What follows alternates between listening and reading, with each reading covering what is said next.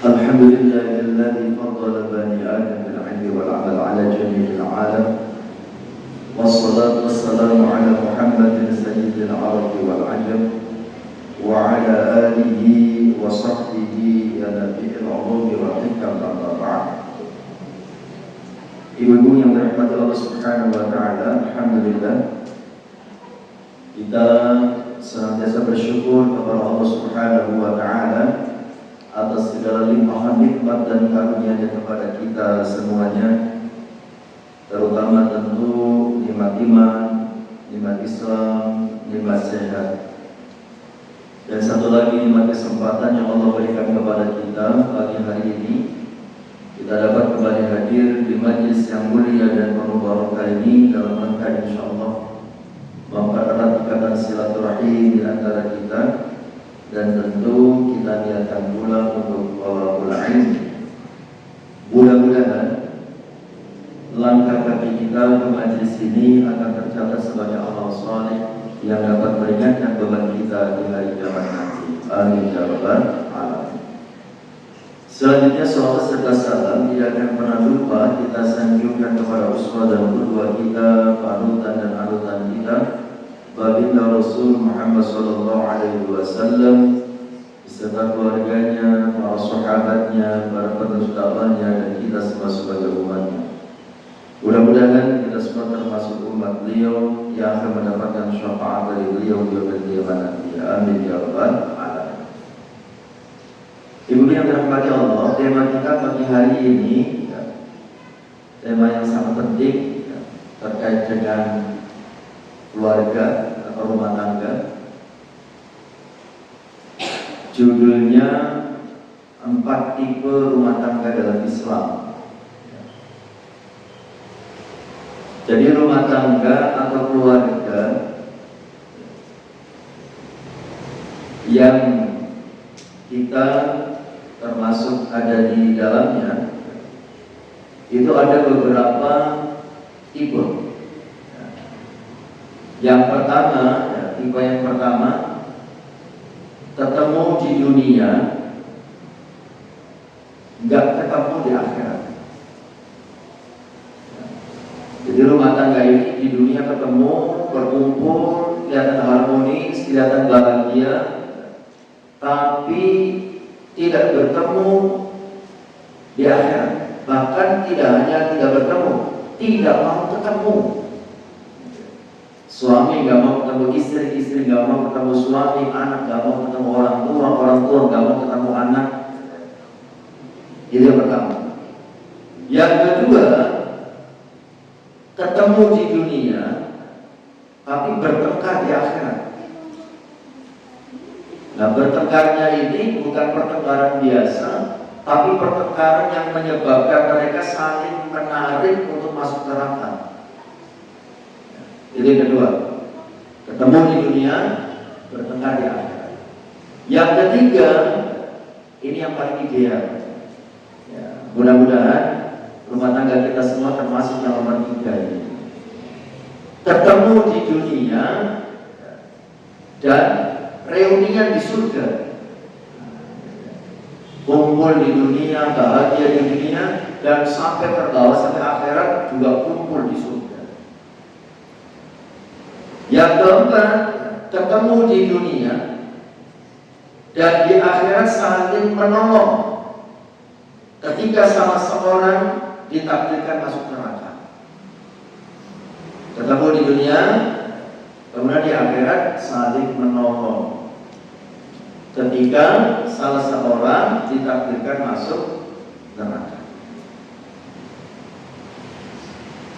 Itu yang akan kita bahas. Sebelum membahas ini, pengantar dulu. Pengantarnya pertama, bahwa yang namanya berkeluarga atau berumah tangga itu merupakan salah satu nikmat yang Allah berikan kepada kita. Jadi berumah tangga, berkeluarga itu salah satu nikmat. Karena berkeluarga, berumah tangga merupakan nikmat, Maka sebagaimana nikmat yang lain, berkeluarga atau berumah tangga itu ada hisabnya. Kan di dalam surah At-Takatsur ayat yang terakhir kan, "Tsumma latus'alunna yawma idzin 'anil na'im."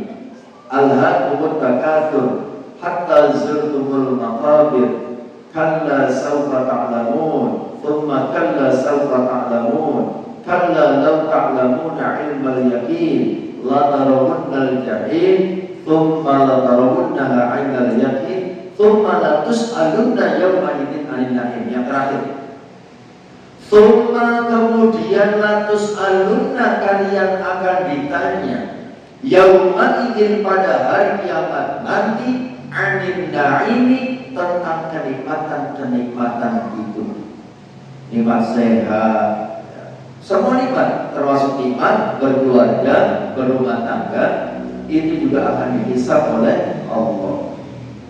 Yang dihisab apanya? Ya apa yang kita lakukan di dalam rumah tangga itu. Seorang suami, seorang ayah dalam berumah tangga, berkeluarga, apakah menjalankan tugas dan kewajibannya. Seorang istri juga dihisab bagaimana peran dia sebagai seorang istri, dan seterusnya. Itu satu, ya, pengantarnya. Keluarga atau rumah tangga itu merupakan nikmat. Karena merupakan nikmat, maka nanti di akhirat akan dihisab. Pengantar yang kedua, berkeluarga atau berumah tangga atau keluarga, ini merupakan satu-satunya kenangan indah di dunia yang akan terus terbawa sampai ke alam barzakh. Saya ulangi, keluarga, rumah tangga, ini satu-satunya memori indah di dunia yang akan terus terbawa sampai ke alam kubur, alam barzakh. Kita masih ingat dulu kita pernah membahas tentang perjalanan ruh setelah kematian. Di perjalanan terakhir dari ruh setelah kematian, sebelum datangnya kiamat, ruh itu dikembalikan ke jasad, berkumpul di alam barzakh. Nah, kemudian di alam barzakh, di alam kubur, gitu ya. Alam barzakh itu alam transit antara dunia dan akhirat, gitu ya. Transit, mampir sebelum masuk ke akhirat. Nah, di alam barzakh ini, ya, setiap orang yang masuk alam barzakh itu sudah merasakan balasan atas semua hal yang dilakukan ketika di dunia.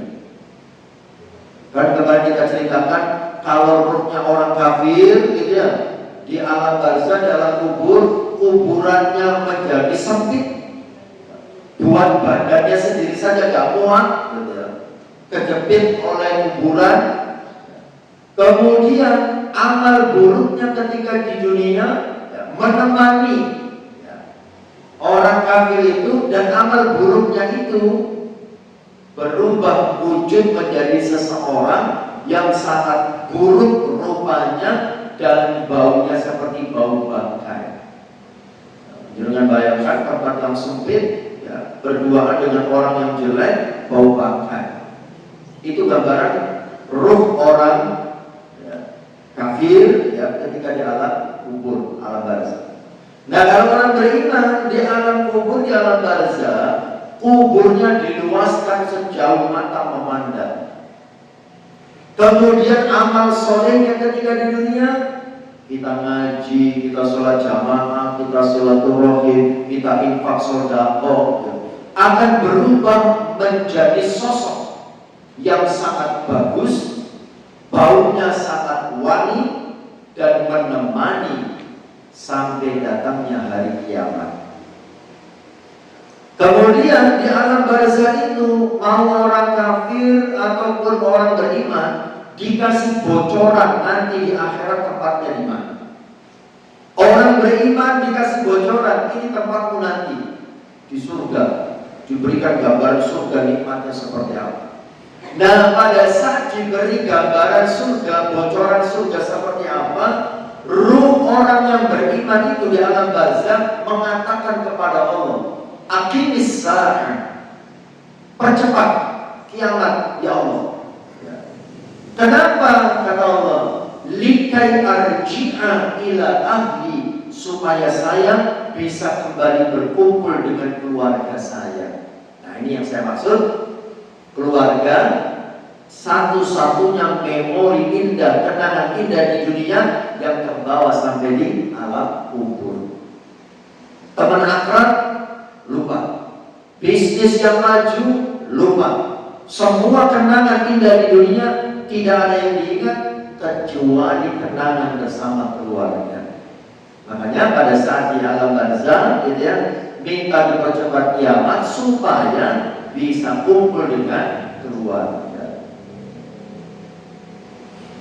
Kemudian yang ketiga, pengantar yang ketiga, berkeluarga atau berumah tangga itu satu-satunya syariat di dunia yang akan terus terbawa sampai akhirat. Yang penting kita berusaha bagaimana kita masuk surga. Nanti di surga itu nggak ada orang jomblo, nggak ada orang jomblo di surga, itu nggak ada. Semua ada pasangannya. Ya. Sekalipun jomblo di dunia, di surga itu akan ada pasangannya. Makanya nanti di surga kita akan melihat banyak pernikahan. Ya. Syariat yang lain tidak ada yang dibawa sampai surga. Di dunia kita sholat itu ya, di sana nggak perlu. Di dunia kita puasa, di sana nggak perlu. Di dunia kita infak sedekah, di sana nggak perlu. Di dunia kita susah bekerja mencari nafkah, di sana nggak perlu. Satu-satunya yang masih ada di surga adalah pernikahan. Jadi orang-orang yang ketika di dunia belum sempat menikah, nanti di sana akan dinikahkan dengan orang yang juga tidak punya pasangan. Seperti saya baca tafsir dari surat At-Tahrim ayat 5 tentang ada ayat di situ penjelasan jika Nabi menceraikan kamu, boleh jadi Tuhan akan memberi ganti kepadanya dengan istri-istri yang lebih baik dari kamu, perempuan-perempuan yang patuh, yang beriman, yang taat, yang bertobat, yang beribadah, yang berpuasa. Nah, yang terakhir ini sayyibatin wa abkara, yang janda dan yang perawan. Nah, dalam tafsir ini dijelaskan Nabi di surga dinikahkan dengan janda, dinikahkan dengan perawan. Ini yang dimaksud dalam tafsirnya. Imam Tabrani mengatakan Allah menjanjikan kepada Rasulullah pada ayat ini akan menikahkan beliau dengan janda yang beriman. Yang dimaksud siapa? Siti Asia. Siti Asia itu istri siapa? Fir'aun. Karena Fir'aun itu tidak masuk surga, kan begitu ya? Maka Siti Asia nanti di surga dinikahkan dengan Rasulullah SAW. Kalau yang perawan siapa? Perawan suci, Maryam, ibunya Nabi Isa, kan tidak pernah disentuh laki-laki. Ya. Nah, itu nanti di surga dinikahkan dengan Rasulullah SAW. Nah, kemudian ya, bagi panjenengan para wanita nanti di surga sama siapa? Yang penting jangan masuk surga saja dulu, ya. Nanti di sana pasti ada pasangannya. Dengan siapa? Bocorannya ya, panjenengan di surga bersama dengan suami terakhir panjenengan. Artinya kalau di dunia sempat gonta-ganti suami, kan begitu ya. Ya seumpama kan gitu ya. Allah takdirkan suaminya meninggal, kan begitu ya. Kemudian menikah lagi dan seterusnya, atau bercerai hidup kemudian menikah lagi, maka jenengan di surga dengan suami terakhirnya. Ya. Kalau sama-sama masuk surga. Nah, kalau jenengan masuk surga, suami terakhir tidak masuk surga, maka jenengan akan dinikahkan dengan laki-laki surga yang juga tidak punya pasangan. Intinya di sana tidak ada orang jomblo. Di surga semua ada pasangan. Nah, kalau suami istri sama-sama masuk surga, bagaimana? Karena panjenengan sering mendengar banyak janji di dalam agama bagi seorang laki-laki yang soleh yang mau melakukan ketaatan pada Allah surga dijanjikan dengan bidadari di surga. Kan begitu ya? Lalu jenengan nanti sama siapa kalau suaminya dikasih bidadari? Itu ada riwayat yang sangat panjang. Ya ini. Ada seorang wanita namanya Ummu Salamah bertanya kepada Rasulullah, wahai Rasulullah, manakah yang lebih utama, wanita dunia ataukah bidadari yang bermata jeli? Ada wanita dunia masuk surga. Ya, panjenengan itu wajah surga sebagai ya. Jenengan masuk surga, kemudian dibandingkan dengan bidadari yang digambarkan begitu cantiknya, itu lebih utama mana, lebih bagus mana? Rasul menjawab, wanita-wanita dunia lebih utama daripada bidadari yang bermata jeli. Ya. Kemudian Ummu Salamah bertanya lagi, karena apakah wanita dunia lebih utama dari bidadari surga? Lalu beliau menjawab, karena sholat mereka. Artinya apa? Panjenengan di dunia melakukan sholat, bidadari di surga tidak pernah sholat. Nah, karena panjenengan beribadah itulah, maka panjenengan lebih utama, lebih mulia daripada bidadari surga. Karena sholat jenengan, puasa jenengan, ketaatan jenengan, pelayanan jenengan, maka jenengan tetap lebih utama daripada bidadari yang ada di surga. Kemudian Rasulullah SAW mengatakan, sungguh tutup kepala salah seorang wanita surga itu lebih baik daripada dunia dan isinya. Maksudnya dengan berjilbab, berhijab, gitu ya, itu sangat istimewa. Di hadapan Allah Subhanahu Wa Taala lebih baik dari dunia dan isinya. Banyak lagi penyebabnya. Karena bidadari di surga tidak pernah menghadapi kesulitan yang dirasakan oleh wanita dunia. Jadi kan mengalami banyak ujian, cobaan, rintangan di dalam kehidupan di dunia, kan begitu ya. Nah, sementara bidadari di surga tidak pernah merasakan itu, makanya lebih mulia panjenengan. Nah, bahkan Ibnu Qayyim al-Jauziyah mengatakan, Allah Subhanahu wa Ta'ala akan memberikan pada seorang istri wanita dunia kecantikan yang luar biasa, jauh melebihi para bidadari. Jadinya nanti lebih cantik dari bidadari. Yang penting jadinya masuk surga saja dulu. Intinya masuk surga saja dulu, jangan khawatir. Nah, kemudian ada istilah lagi begini dari Ibnu Qayyim al-Jauziyah. Al-Hafidz Ibnu Qayyim menyebutkan dalam sebuah hadis sahih dalam Musnad Ahmad bahwa ketika seorang suami beristrikan hurun ainin bidadari, kemudian pada saat itu akan datang seorang perempuan lain yang kecantikannya dan keelokannya mampu membuat seorang raja melupakan perempuan lainnya.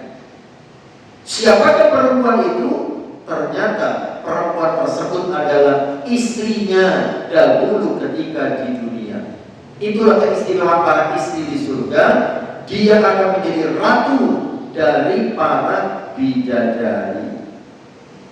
Nah, kata Ibnu Qayyim mengatakan, apakah seorang raja pernah memikirkan para pelayannya di hadapan ratunya? Suami jenengan raja, jenengan ratu. Apakah raja kalau sudah dekat ratu masih mikir pelayan? Nah, begitu ya. Jadi tetap panjenengan menjadi yang paling istimewa sekalipun suami panjenengan mendapatkan bidadari di surga. Intinya masuk surga saja dulu. Oke.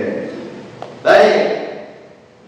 Itu pengantarnya. Nah sekarang kita bahas 4 tipe rumah tangga ya di dalam Islam. Yang pertama dari apa? Ketemu di dunia, tidak ketemu di akhirat. Bahkan tidak hanya tidak ketemu, tapi tidak mau ketemu. Ini rumah tangga siapa yang modelnya seperti ini? Ini rumah tangganya orang kafir, orang yang tidak beriman kepada Allah. Jadi panjenengan kita semua tidak usah meri, tidak usah iri ya, dengan kebahagiaan kehidupan rumah tangga orang kafir. Soalnya jenengan melihat dia orang-orang kafir itu kan masya Allah, tiap hari kelihatan senang, tiap hari kelihatan bahagia, ya, healing ada kerjaannya kan gitu ya. Healing itu pada hari itu terapi untuk orang stres gitu ya. Tapi sekarang dijadikan istilah untuk jalan-jalan. Bisa healing kok gitu ya. Pada healing itu terapi untuk orang stres. Jadi kalau ada orang healing itu berarti lagi stres. Dan melihat rumah tangga orang kafir jalan-jalan terus, makan-makan terus, selfie, upload-uploadnya begitu ya. Tidak usah meri. Mereka sering mengadakan pesta pernikahan saja, setiap tahun ada pestanya. Apa? Wedding anniversary. Nah, tidak usah meri. Tidak usah, biarkan saja. Kenapa? Karena mereka itu hanya berkumpul, hanya bahagia ketika di dunia. Di akhirat nanti bagaimana keadaan mereka? Dijelaskan oleh Allah di dalam surah Al-Ma'arij ayat 11 sampai ayat 14. Al-Ma'arij ayat 11 sampai ayat 14. Al-Ma'arij itu surat 70. Di dalam ayat itu Allah menciptakan keadaan rumah tangga orang kafir.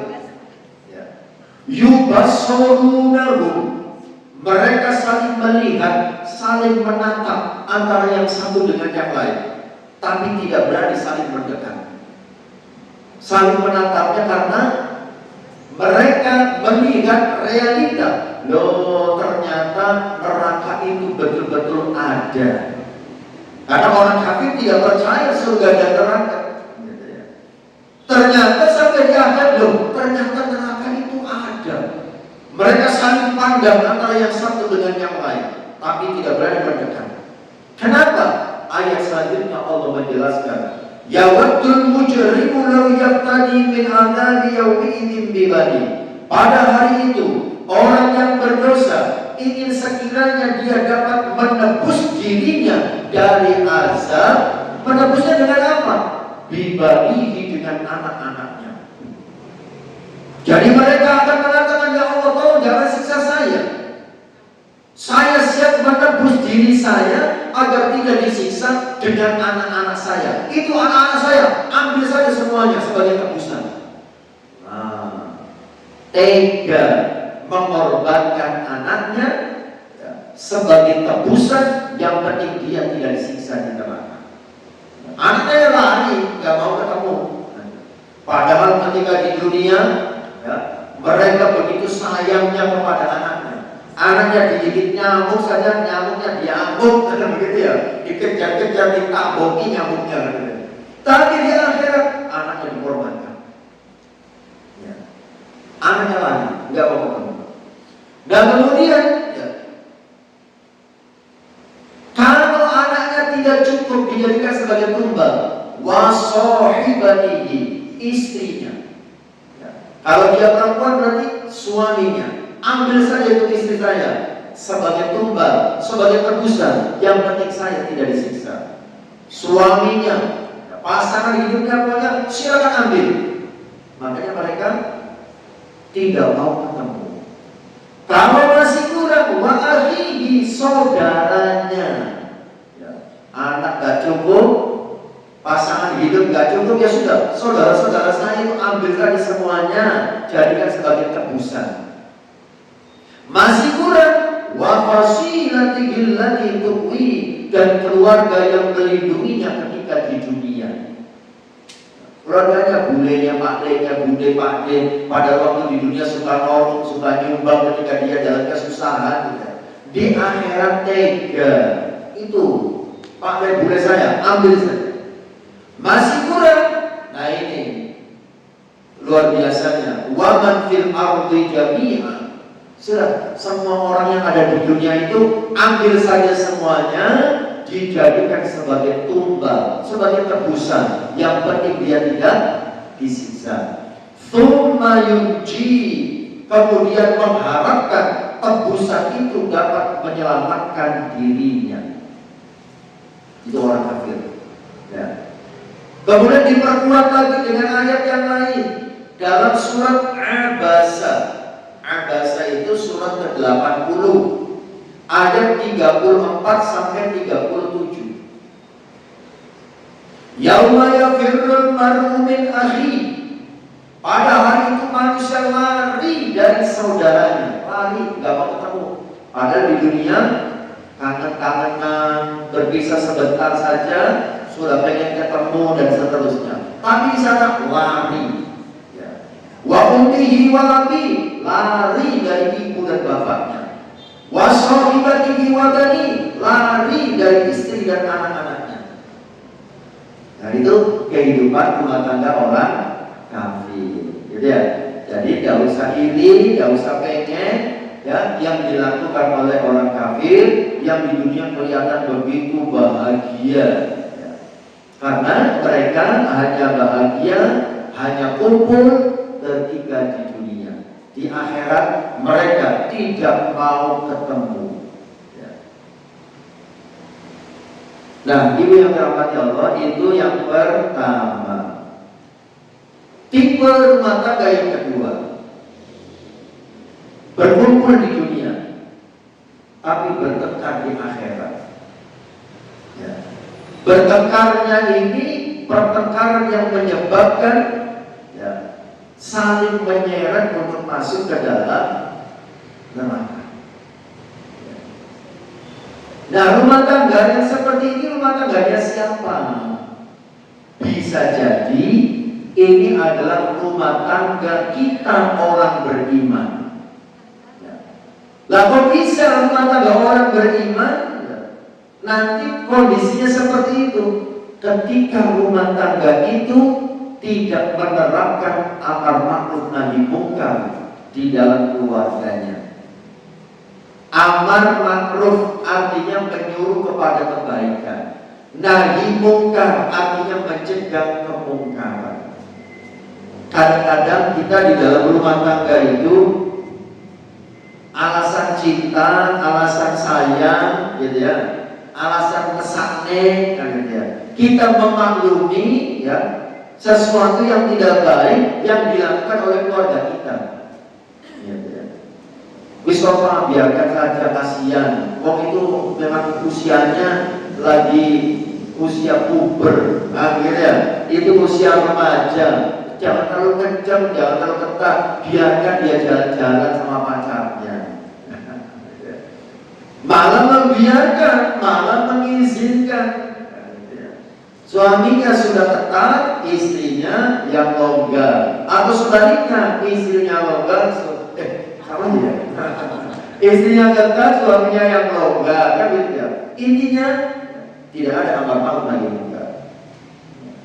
Anaknya tidak sholat, dibiarkan, gitu. Anaknya tidak puasa tanpa ada halangan, dibiarkan. Terus gak apa-apa.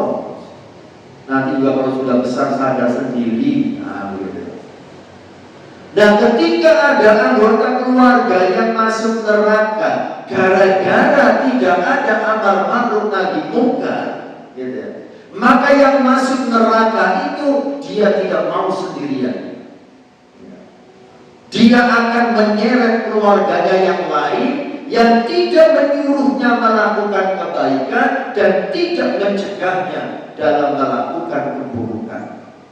Seumpama anaknya karena pergaulannya bebas, ya, orang tuanya membiarkan, bahkan yang ini enak itu jalan-jalan ke bapak kamu, Samuni, begitu. Ketika masuk neraka, saya tidak mau masuk neraka sendirian. Kenapa? Ibu saya membiarkan, mengizinkan, bahkan membiayai saya untuk bermaksiat. Ibunya di sana masuk neraka sama-sama. Ketika seorang suami masuk neraka, dia tidak mau sendirian. Saya tidak mau masuk neraka sendirian. Kenapa?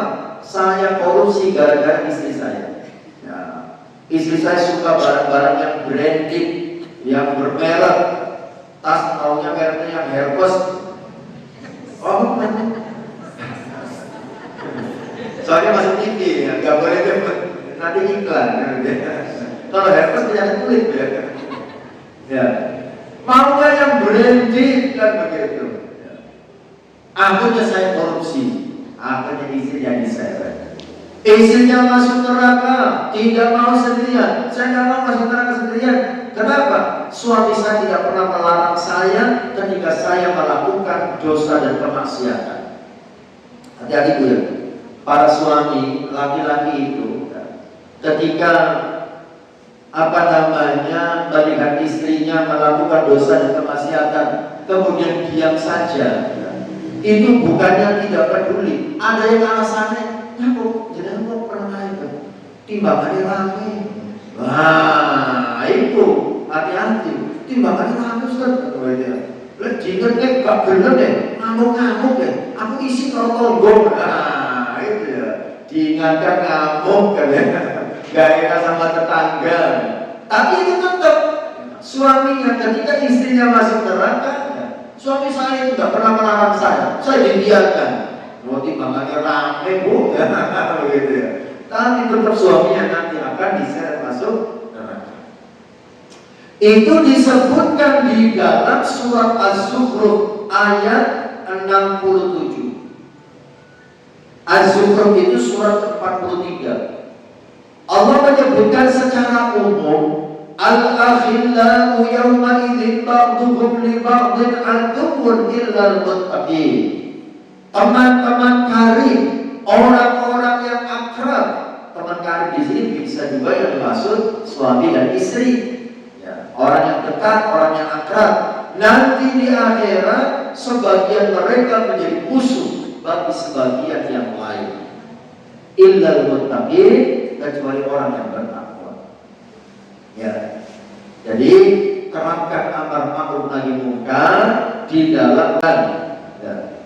Tentu dengan cara yang baik, gitu ya, dengan cara yang baik. Amar ma'ruf artinya menyuruh kepada kebaikan. Jadi kalau waktunya sholat gitu ya, anak-anak diingatkan, Mbak sholat dulu, nanti mainnya gampang dilanjutkan setelah sholat, nah, gitu ya. Mbak, Mas sholat dulu, atau suami mendengar suara azan, apa masih santai di rumah diingatkan, Mas atau ya itu sudah ada azan, ayo jamaah dulu, nanti gampang dilanjutkan lagi aktivitasnya. Dengan cara yang sopan, dengan cara yang baik, ya kita menyuruh kebaikan di dalam rumah tangga kita. Kalau ada yang melakukan dosa dan kemaksiatan, jadi ingatkan, ya, tetapi juga dengan cara yang baik. Kalau ngomongi suami, jangan di depan anak-anak, kan gitu ya. Ngomongin anak yang besar, jangan di depan adiknya. Ya. Jadi kita lakukan dengan cara yang baik, supaya menghasilkan sesuatu yang baik. Itu yang kedua. Ya, kumpul di dunia, bertengkar di akhirat. Rumah tangga yang di dalamnya tidak ada amar ma'ruf nahi munkar. Kemudian yang ketiga, ini yang paling ideal. Ya, ketemu di dunia, ya, dan juga reunian di surga, berkumpul di surga. Ya. Rumah tangga siapa ini? Rumah tangga orang yang beriman, ya, yang di dalamnya ditegakkan amar ma'ruf nahi munkar, ya, sebagaimana yang Allah firmankan di dalam surah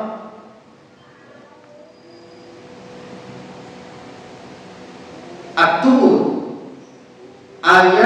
21 sampai ayat 28.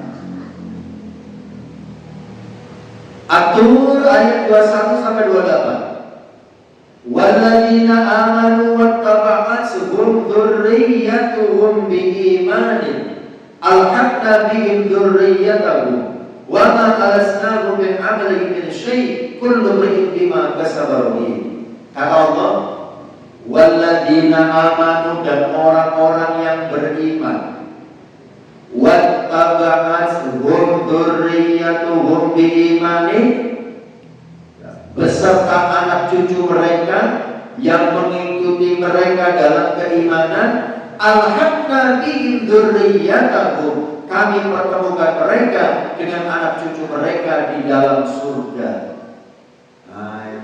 Suami istri beriman, anak-anaknya beriman, maka mereka akan dipertemukan dengan anak cucunya di dalam surganya Allah Subhanahu wa Ta'ala. Kita tidak hanya reunian halal bihalal di dunia, tapi juga akan reunian dan halal bihalal di surga. Nah, kemudian apa yang akan mereka dapatkan ketika di surga? Kata Allah, kami tidak mengurangi sedikit pun pahala amal kebaikan mereka. Setiap orang terikat dengan apa yang dikerjakannya. Jadi semua kebaikannya ketika di dunia, tidak ada yang sia-sia. Semuanya akan ada catatannya dan akan diberikan balasan oleh Allah Subhanahu wa Ta'ala. Di antara kenikmatan yang Allah berikan untuk rumah tangga orang yang beriman ini di surga nanti, ayat selanjutnya Allah menjelaskan, wa amdadnahum bi faqihatin wa lahmin mimma yashtahun, dan kami berikan kepada mereka tambahan berupa buah-buahan dan daging dari segala jenis yang mereka ingini. Nah, jadi di surga nanti berpesta terus, makan terus, makanan-makanan yang mungkin di dunia belum sempat, belum pernah dia nikmati, di surga akan diberikan semuanya oleh Allah Subhanahu wa Ta'ala. Segala macam makanan, daging-dagingan, segala macam buah-buahan, semuanya akan dihidangkan oleh Allah Subhanahu wa Ta'ala untuk keluarga yang beriman, kumpul di dunia dan juga kumpul di surga. Kemudian apa lagi yang akan didapatkan? Kenikmatan berikutnya, yatanaza'una fiha ka'san la lagun fiha wa la ta'thim. Di dalam surga itu mereka saling mengulurkan gelas yang isinya tidak menimbulkan ucapan yang tidak berfaedah ataupun perbuatan dosa. Kan di dunia itu kan ada minuman yang kalau diminum bisa menimbulkan ucapan yang tidak berfaedah, ngomongnya ngaco, nah gitu ya, bisa menimbulkan perbuatan dosa. Setelah minum itu akhirnya perbuatan dosa banyak dilakukan. Apa itu? Khamar, minum minuman keras, anggur. Itu nanti di surga, anggur yang di dunia diharamkan, nanti di surga kita bebas meminumnya tanpa ada efek samping. Efek samping yang membuat mabuk, efek samping yang membuat kita melakukan perbuatan dosa. Ya, makanya sabar, tidak usah dicicil di dunia. Penasaran, pengen nyobain, begitu ya. Tidak perlu. Nanti di surga, los kita tidak diberi batasan, bebas. Kemudian yang berikutnya, kita pada saat di dunia, saat reuni keluarga atau halal bihalal keluarga, kan mesti ada yang repot, ya, repot menjadi panitia, repot menyiapkan segala sesuatu, repot mengurusi makanan dan seterusnya. Di surga kata Allah, wa yatufu alaihim wildanun ghilmanun lahum ka'annahum lu'lu'un maknun. Dan di sekitar mereka ada anak-anak muda muda yang berkeliling untuk melayani mereka. Seakan-akan mereka itu mutiara yang tersimpan. Di sana tidak usah repot, tidak usah masak, tidak usah nyiapkan tenda, tidak usah nyiapkan kursi. Sudah banyak pelayannya. Anak-anak muda yang ganteng-ganteng, yang cantik-cantik melayani pesta keluarga orang yang beriman tersebut. Ya, tinggal kumpul-kumpul makan-makan. Ya. Sudah ada yang melayani. Kemudian berikutnya kenikmatan bentuknya apa? Wa aqbala ba'duhum 'ala ba'dhin yatasaalun. Dan sebagian mereka berhadap-hadapan satu sama lain saling bertegur sapa. Berhadap-hadapan saling bicara. Kenapa? Ini menjadi sesuatu yang istimewa. Soalnya kadang-kadang kita di dunia itu sudah gak sempat ngobrol santai dengan keluarga. Kan begitu ya? Suami yang sibuk bekerja, pulang ke rumah ya sudah capek, ngobrol sebentar tidur. Bahkan kadang-kadang tidak sempat bertanya bagaimana anak-anak, bagaimana istri dan seterusnya. Tapi di surga, Masya Allah, sudah tidak ada orang yang sibuk bekerja, sudah tidak ada orang yang sibuk beribadah. Semuanya di sana diberi kebebasan untuk melakukan apa yang dimauinya. Ya, itu tinggal makan-makan, ngobrol-ngobrol, bincang-bincang, kan begitu ya. 24 jam full. Tidak ada capek, tidak ada buang air, tidak ada yang ingusan, tidak ada yang pilek, tidak ada yang batuk, tidak ada yang buang air kecil, tidak ada yang menstruasi, tidak ada. Semuanya sehat, semuanya suci, semuanya cantik, semuanya ganteng, semuanya bersenang-senang. Makanya bersusah-susah saat ini ya, menahan diri dari perbuatan dosa, bersemangat melakukan kebaikan, nanti ya, kita akan merasakan balasannya, kenikmatan luar biasa yang abadi di surganya Allah Subhanahu wa Ta'ala. Dan kadang-kadang kan seorang ayah tidak tahu apa namanya berinteraksi dengan anaknya, karena ayah hanya tahu panjangnya anak, tidak pernah tahu tingginya. Tahu panjangnya saja. Maksudnya gimana? Berangkat kerja anaknya masih tidur, pulang kerja anaknya sudah tidur lagi. Maka jadi tahu panjangnya saja, tidak tahu tingginya. Yang mengerikan itu kalau sampai ada seorang anak manggil ayahnya om. Om cari siapa om? Karena jarang ngobrol dengan anaknya. Nanti di surga setiap hari bisa bercengkrama, bebas, bercanda, berbicara, bercakap antara yang satu dengan yang lain. Dan ibu yang dirahmati Allah, ayat selanjutnya menjelaskan apa yang dilakukan oleh orang yang beriman itu, keluarga orang yang beriman itu ketika di dunia. Apa sih yang mereka lakukan? Sehingga Allah mempertemukan mereka di surga, memberikan jamuan pesta yang luar biasa di surga. Apa sih yang mereka lakukan? Ayat selanjutnya Allah menjelaskan. Qalu, mereka berkata, inna kunna qablu fi ahlina musyrikin. Mereka berkata, sesungguhnya kami dahulu sewaktu berada di tengah-tengah keluarga kami merasa takut akan diazab. Jadi keluarga itu sama-sama takut dengan azab Allah Subhanahu wa Ta'ala. Karena takut siksa Allah, maka mereka berhati-hati di dalam menjalani kehidupan. Mau berucap, mau bersikap, mau bertindak, dipikir terlebih dahulu ini melanggar syariat atau tidak.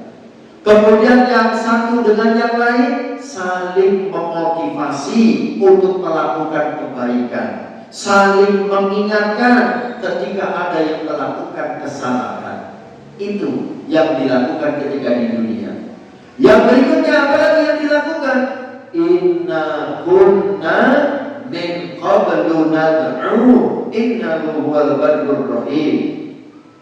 Sesungguhnya kami menyembah Allah sejak dahulu. Dialah yang maha melimpahkan kebaikan lagi maha penyayang. Ya, di samping takut dengan azab Allah, mereka keluarga itu juga sama-sama menyembah dan beribadah kepada Allah Subhanahu wa Ta'ala. Nah, itu yang dirahmati Allah. Kemudian tambahan, agar rumah tangga kita itu ya, tidak hanya kumpul dan bertemu di dunia, tapi juga berkumpul dan bertemu di akhirat.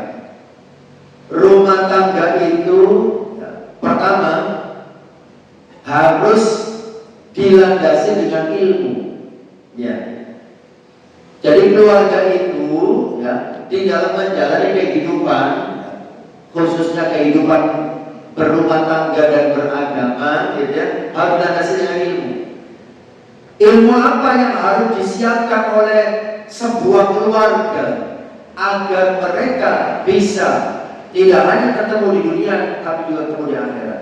Ada 3 ilmu. Ilmu ini sifatnya fardhu ain. Ilmu yang merupakan kewajiban individu, kewajiban setiap orang. Ya. Yang pertama, ilmu tentang akidah. Ya. Jadi di rumah tangga itu, ya, rumah tangga orang beriman ini, ya, harus juga belajar tentang akidah, tentang iman itu sendiri, supaya rumah tangga itu tidak melakukan kesyirikan yang merupakan dosa yang tidak terampuni. Ya, belajar akidah. Yang kedua, ilmu tentang ibadah.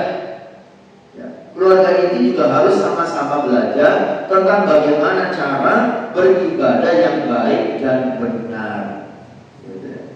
Jangan sampai ya, ibadahnya salah sehingga tidak diterima oleh Allah Subhanahu wa Ta'ala.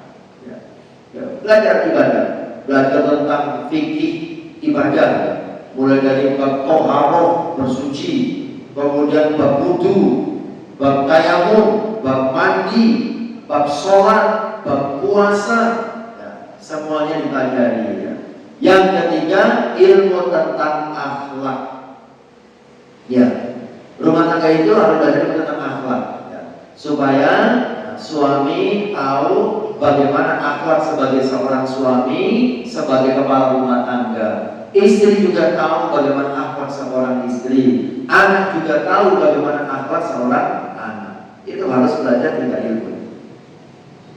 Kemudian yang kedua, keluarga orang yang beriman ini, kalau pengen sama-sama masuk surga, ya, harus menegakkan 3 pilar keluarga sakinah. Ya. Harus menegakkan 3 pilar keluarga sakinah. Kalau rumah tangga itu diibaratkan bangunan, pilar ini sebagai penyangganya, supaya keluarga ini sakinah. Sakinah itu artinya tenang, tentrem, ayem, bahagia. Kalau rumah tangga itu sakinah, tentrem, ayem, bahagia, maka akan mudah dan nikmat di dalam menjalankan kehidupan berumah tangga. Apa 3 keluarga, 3 pilar agar keluarga ini sakinah? Pertama, Allah sebutkan di dalam surah apa itu? Ar-Rum, ya, yang biasa dibaca saat acara pernikahan itu.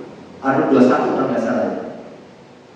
Wa min ayatihi an khalaqalakum min anfusikum azwajan litaskunu ilaiha wa ja'ala bainakum mawaddatan wa rahmah. Inna fi dzalika laayatin liqaumin yatafakkarun. Berumah tangga, kata Allah, tujuannya adalah litaskunu ilaiha, supaya tenang, ya, beribadah tenang, bekerja tenang. Itu kalau sudah berumah tangga, kan begitu.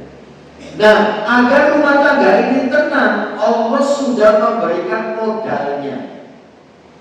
Apa modalnya? Ayat selanjutnya, wa ja'ala bainakum mawaddatan wa rahmah. Allah telah menjadikan untuk kalian mawaddah dan rahmah.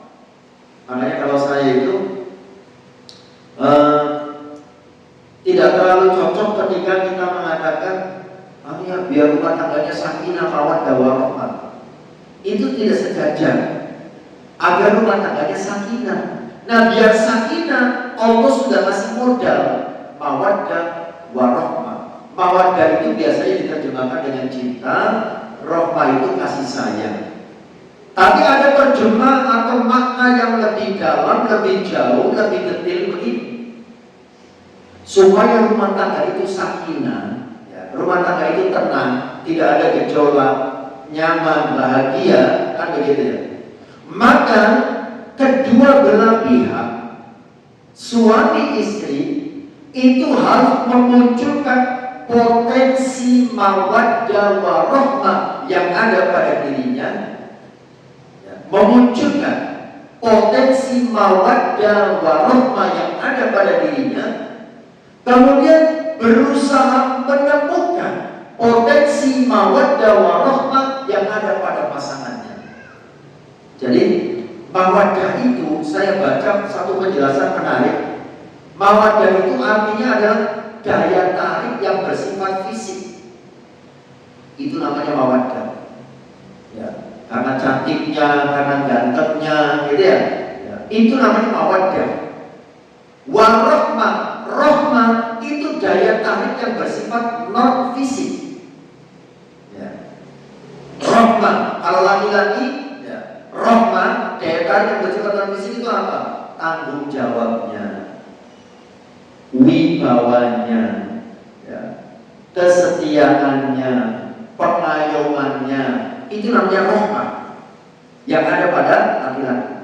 Kalau rahmah yang ada pada perempuan, ya karena ya ketaatannya, pelayanannya, ya termasuk juga dalamnya kesetiaannya, itu namanya rahmah. Nah, agar rumah tangga ini sakinah, pilar yang pertama adalah mawaddah warahmah. Kedua belah pihak harus memunculkan yang ada pada dirinya. Jadi masing-masing pihak, suami dan istri, itu harus memunculkan mawaddah, daya tarik yang bersifat fisik yang ada pada dirinya, supaya pasangannya sakinah bersamanya, tenang bersamanya, tidak perlu mencari mawaddah di luar rumah. Nah, begitu ya. Kan di rumah sudah ada, apa cari di luar? Nah, begitu ya.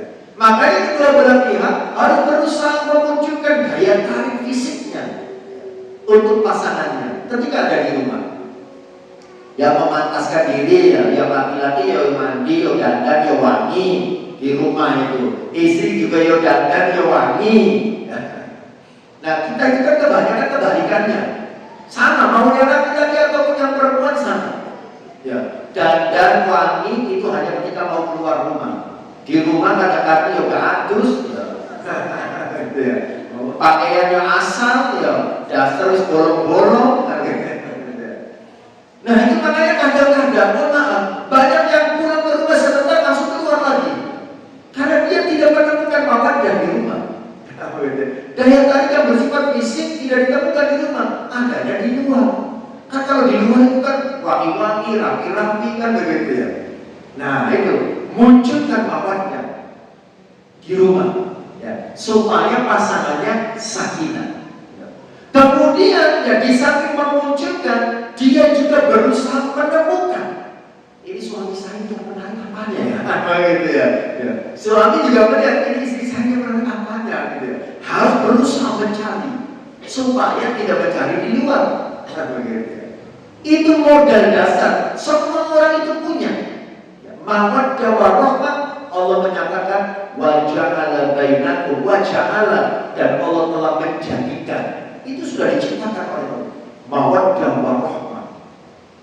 Bila perlu, tidak apa-apa, saling jujur, saling bertanya. Ya, Mas, sampai sebentar waktu apa itu? Aku sebaiknya berdandan bagaimana supaya sampai nyaman. Tidak apa-apa. Istri, suami saling bertanya begitu. Biar sama-sama nyaman, sama-sama sakinah, sama-sama tenang dan sama-sama bahagia. Yang kedua, rahmah itu juga harus dimunculkan. Gitu ya. Bu, kopi. Kalau jenengan punya rahmah, bagaimana jawabannya? Oh, jin. Nah, begitu ya. Pengen apa mas kopi ya? Gitu. Jangan sampai bu kopi, kamu dewe. Sampai gak ngerti kok. Aku lagi repot ini, kopa kopi. Nah, itu nggak ada rahmahnya berarti. Hati-hati bu ya. Kalau jenengan tidak siap melayani di rumah, di luar itu banyak yang siap memberikan pelayanan. Pelayanan di luar kan begitu ya. Hati-hati, di luar persaingannya ketat ya. Itu kalau jenengan tidak mau membuatkan kopi, suami keluar dari rumah kan gitu ya. Kemudian nyatu di warung kopi, di warung kopi dilayani dengan sangat baik. Monggo pinara, jenengan kesomongku mas, masya Allah. Lali kalau si rumah. Hati-hati kan, layani dengan baik. Itu namanya rahmah. Nah justru ya dalam rumah tangga itu antara mawaddah dan rahmah itu yang harus terus dimunculkan dan ditingkatkan adalah rahmah. Karena kalau mawaddah itu akan lapuk dimakan usia. Ya, ganteng cantik itu seiring dengan usia yang bertambah itu akan hilang. Tapi kalau rahmah itu tidak akan pernah hilang sampai kapanpun, terus dimunculkan. Makanya kan kita mungkin sering lihat gitu ya, ada kakek nenek sampai sepuh itu kelihatan tambah romantis karena rahmah yang terus dipupuk, dijaga dan dimunculkan, gitu ya. Hati-hati ya. Kadang-kadang mawaddahnya menonjol, tapi rahmahnya nggak ada, tidak benar. Ya, tidak benar. Saya pernah itu punya teman itu ya, wah masya Allah, ya, dia berhasil mendapatkan seorang istri yang pada waktu itu mendapatkannya harus berkompetisi, kan begitu ya, memperebutkannya dia. Ketika sudah dapat, stres dia. Kenapa? Mawaddahnya itu menjadi tidak tampak, gara-garanya apa? Rahmahnya tidak muncul yang ada pada istrinya. Potensi rahmahnya tidak ada, sehingga mawaddahnya itu menjadi hambat, gitu ya, tidak terasa. Nah makanya mawaddah dan rahmah itu harus dimunculkan dua-duanya. Yang paling penting malah adalah rahmah, ya, rahmah yang harus dimunculkan. Baik, itu pilar yang pertama. Pilar yang kedua, agar rumah tangga itu sakinah. Kan kalau rumah tangga itu sakinah, gitu ya, maka nanti akan bikin tenang dalam beribadah, bikin tenang dalam bekerja dan seterusnya. Akhirnya nanti di surga tetap kumpul bersama-sama. Pilar yang nomor dua, suami istri harus bisa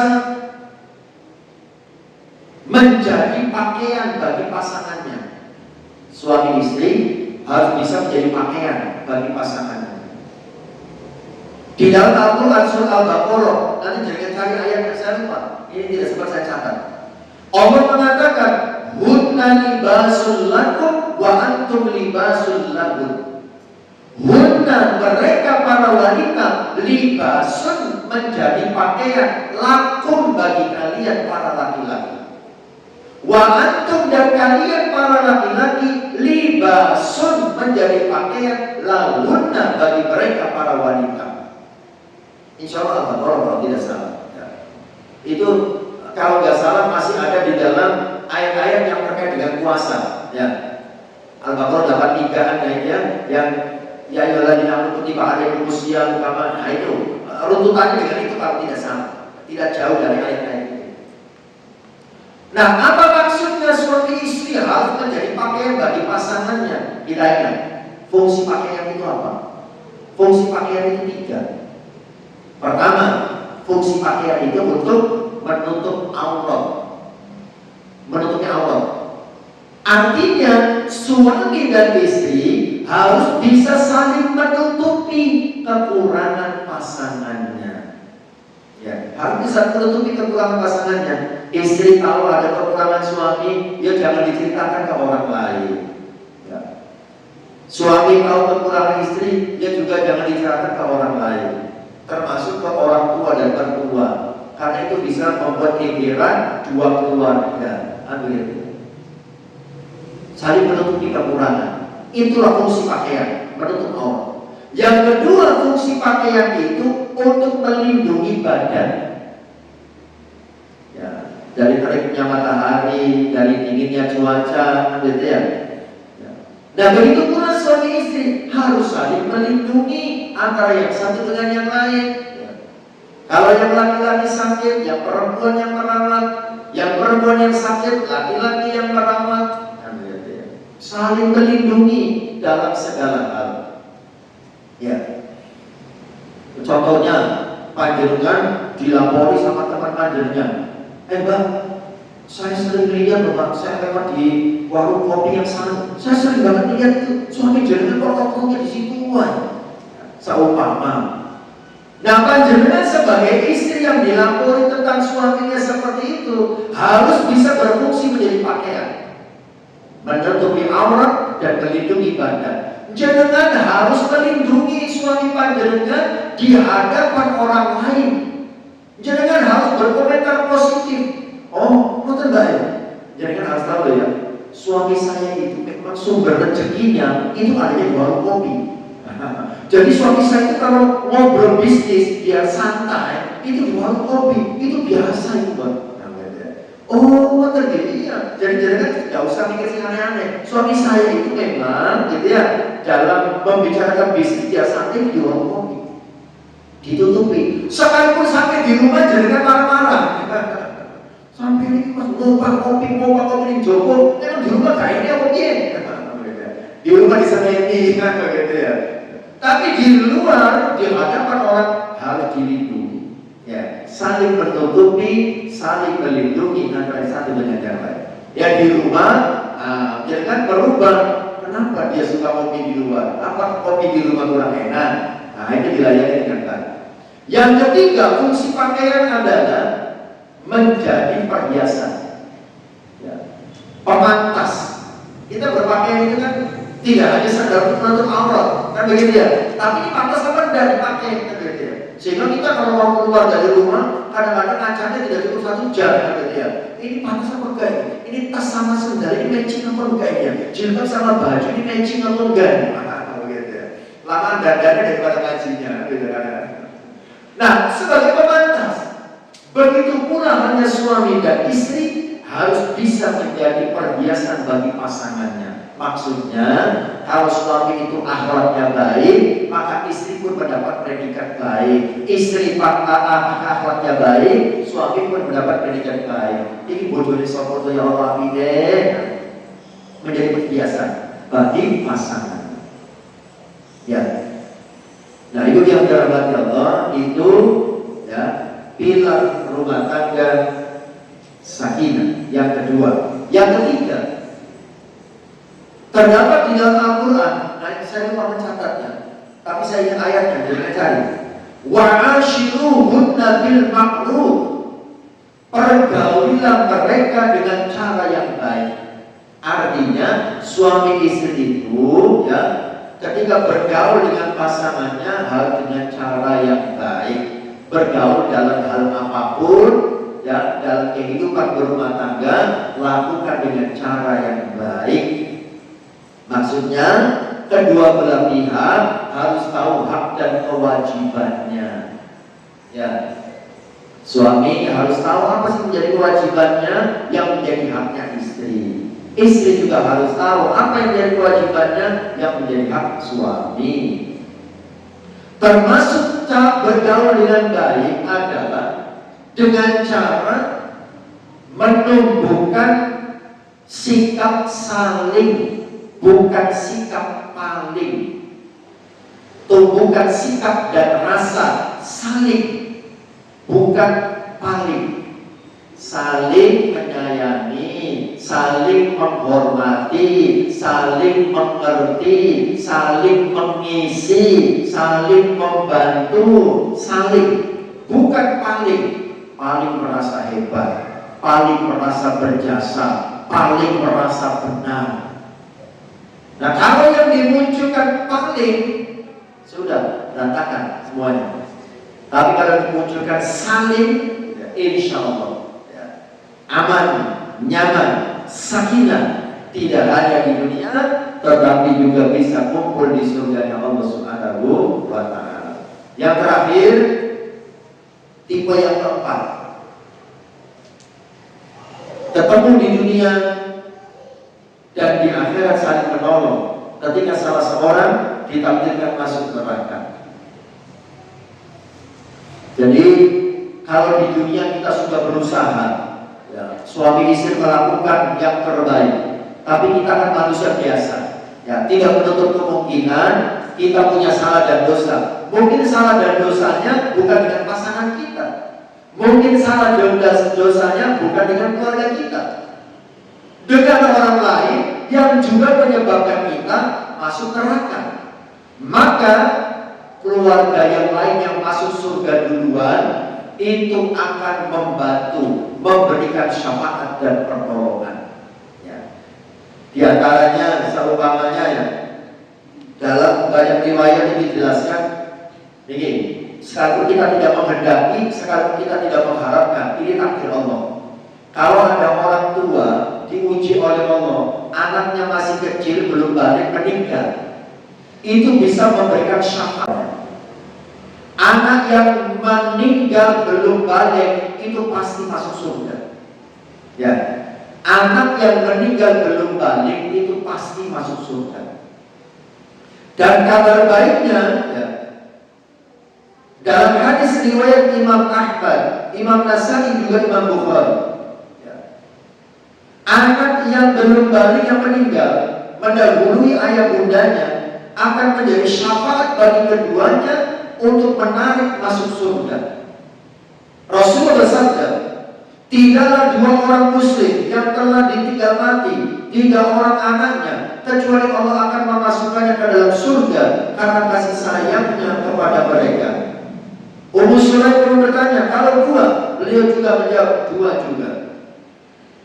Dalam keterangan lain dijelaskan, riwayat Abu Hurairah, salah seorang anak akan menemui ayahnya atau orang tuanya, lalu memegang pakaiannya atau tangannya seperti aku sedang memegang bajumu, dan ia tidak akan melepaskannya sebelum Allah memasukkan orang tuanya ke surga. Nah, jadi anak kecil yang meninggal belum balik itu pasti masuk surga, tapi sebelum masuk surga dia akan menarik tangan dan baju orang tuanya. Dia gak mau masuk surga sendirian. Nah, jadi bagi kita yang diuji oleh Allah, ya, ada anaknya yang meninggal belum balik, masya Allah, ya, itu bisa memberi syafaat, ya, kepada kita orang tuanya. Nanti dia akan nyeret kita, narik kita masuk surga bersama-sama. Kalau kita tidak diuji dengan anak yang meninggal sebelum balik, apa masih ada anak yang bisa memberikan syafaat? Ada. Ketika anak kita hafal Al-Quran, ya, itu bahkan bisa memberikan syafaat kepada 10 anggota keluarganya. 1 hafal Al-Quran, 10 anggota keluarganya bisa terbantu untuk masuk surga sama-sama. Ya, makanya kalau reunian keluarga besar itu dihitung. Ini keluarga besar kita ada berapa? 100 orang. Harus diprogram dari 100 orang ada 10 yang hafal Al-Quran, supaya 100 orang itu bisa ditarik sama-sama masuk surga. Ya. Dan kabar baiknya lagi, ya, ibu yang dirahmati Allah, kalau panjenengan ini, ya, sesama orang bertakwa, ini juga bisa saling memberikan syafaat.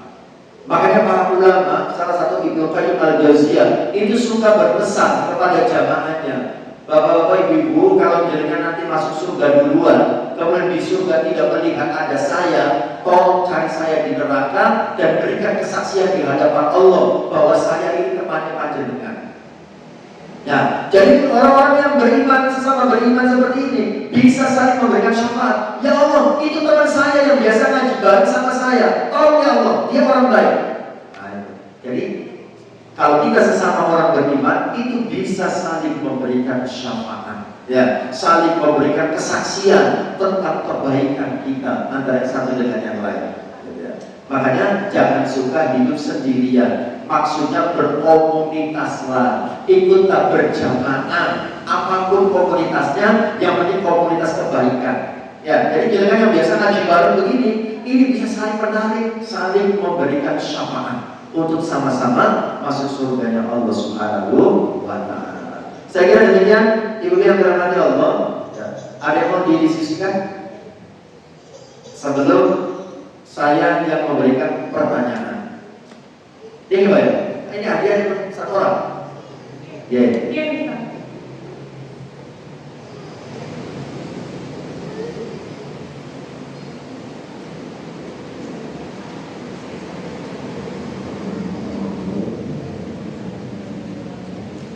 Ada pertanyaan? Cek, Ustaz, saya mau tanya, misalkan saya kan perempuan, sini dikatakan kalau anak yang belum balik meninggal, insya Allah akan menarik orang tuanya masuk surga. Biasanya kalau orang yang berguguran, seorang ibu yang berguguran itu, berguguran. misalkan 3 bulan, 4 bulan itu, apakah anak itu katanya yang sakit bisa besar, nanti bisa besar, itu apakah betul? Ya. Jadi anak keguguran itu hukumnya, kalau kegugurannya sebelum usia 4 bulan itu belum berwujud manusia. Nah, itu belum bisa memberikan syafaat karena belum berwujud manusia. Tapi kalau keguguran sudah usia 4 bulan ke atas itu sudah berwujud manusia. Karena kan ketika 4 bulan ditiup ruhnya, kan gitu ya. Seandainya setelah itu meninggal, gitu ya, maka itu bisa memberikan syafaat. Makanya ada yang mengatakan anak yang keguguran di usia di atas 4 bulan, gitu ya, boleh dikasih nama, bahkan diperlakukan seperti manusia saat penguburan itu. Yang dimandikan, yang dikafani, yang disolati, kan gitu ya, dan boleh diakikoi, kan gitu ya. Nah, itu dari usia 4 bulan atas kegugurannya, karena itu sudah dihukumi sebagai manusia. Gitu. Jadi, terus meninggalnya sebelum balik. Jadi kan kalau sebelum balik bisa memberi syafaat orang tuanya. Apa bisa memberi syafaat saudara yang lain? Kalau di sini penjelasannya hanya untuk orang tuanya. Ya. Memberikan syafaat untuk orang tuanya. Kalau yang meninggal baru kecil. Kecuali kalau yang hafal Al-Quran itu. Ya. Kalau hafal Al-Quran itu bisa orang tuanya, kakaknya, adiknya, bulenya. Nah, gitu. Kalau yang hafal Al-Quran itu ya. 10 orang itu seperti saya contoh ya, alhamdulillah anak saya sudah 2 yang hafal Al-Quran 30 juz gitu ya. Dari 1 orang anak saja, keluarga saya ada 6, gitu ya. Itu sudah terbawa semua 6. Ya. Saya, istri 2, anak 4. Nah, ini 6 sudah masuk. Sama orang tua saya 2, mertua saya 2, 10. Itu dari 1 orang anak, gitu ya. Nah, saya masih ada tabungan 1 orang lagi, nah, gitu ya. Ini bisa budenya, pak adenya, bude, pak ade, nah itu bisa ditarik.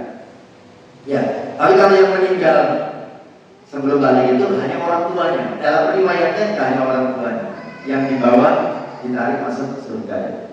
Ya. Bagaimana?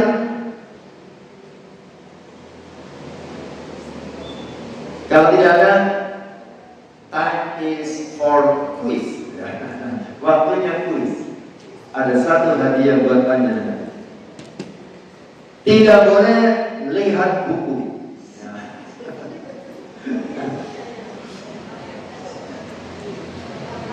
Ya gampang saja lah. Sebutkan 3 fungsi pakaian. Oh, benar. Ya. Terus? Oke, ya. Fungsi pakaian 3 ya, untuk menutup aurat, untuk melindungi badan, dan untuk perhiasan. Dan seperti itulah suami istri ya, harus saling menutupi kekurangan, saling melindungi, dan harus menjadi perhiasan bagi pasangan. Baik, saya kira ini saja yang dirahmati Allah yang bisa disampaikan pada pagi hari ini. Mudah-mudahan ya rumah tangga kita semuanya dijadikan oleh Allah sebagai rumah tangga yang sakinah, sehingga bisa tenang dalam beribadah, tenang dalam beraktivitas, sehingga bisa kumpul di dunia dan juga kumpul di surganya Allah. Amin ya rabbal alamin. Demikian yang maaf. Ihdinas siratal mustaqim. Assalamualaikum warahmatullahi wabarakatuh.